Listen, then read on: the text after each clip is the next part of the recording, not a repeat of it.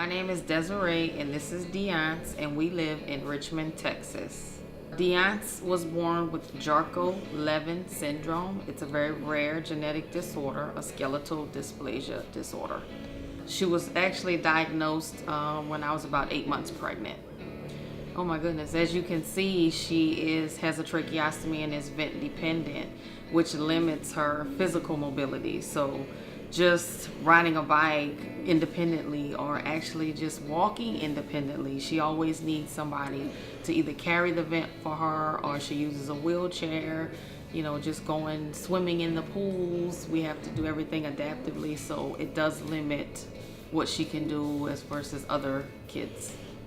Yes, she is. She's actually on a wait list for occupational therapy, and she's been on that wait list a little over 2 years, which is a really long time to not be able to have occupational therapy.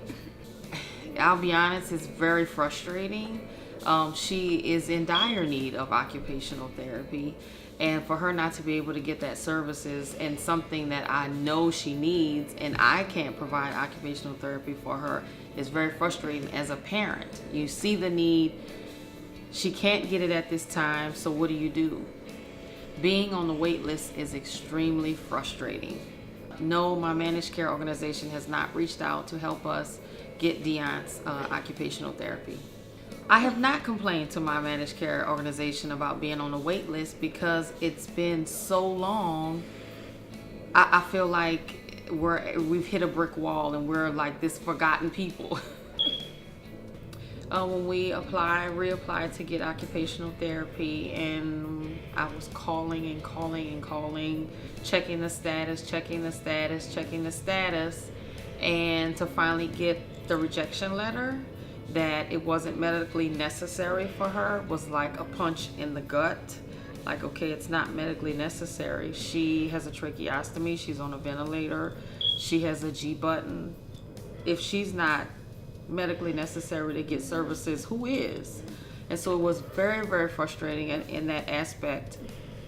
The fact that you almost feel like I'm badgering them, calling, or running behind them to get an answer, and then to get a denial is like, okay, all this, it takes a lot of time out of the day to constantly have to call around, and I feel like I'm begging like a pauper in the street for services for my daughter, which in some aspects can be kind of humiliating at some point.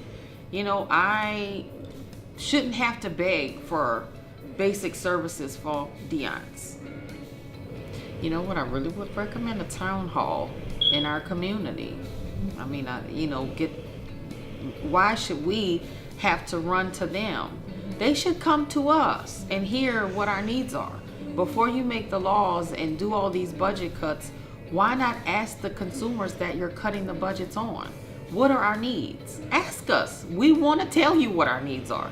Come out, have town halls. Meet with the patients and the families and hear what their needs are. I tell people all the time, how can you make decisions for us without us? I did not know that was an actual law for the state to provide services for Deonc. That's actually shocking to me that it is a law. I had no idea. No, I do not believe that the state believes that our kids like my daughter Deonc are obligated to have therapy, because if that was truly the state's belief, she would not have been on a wait list for over 2 years for occupational therapy. The proof is in the pudding. If you believe it, then she would have therapy. First of all, I would tell them that, the fact that we've waited so long on wait lists to receive occupational therapy is a clear message to me as her parent that her life really doesn't matter. What her needs are don't matter. I mean, in a sense, I feel like she's been kind of thrown away, like, okay, it's not important. She's not a productive member of society. Deonc absolutely is a productive member of society, and she deserves to receive the services to help her.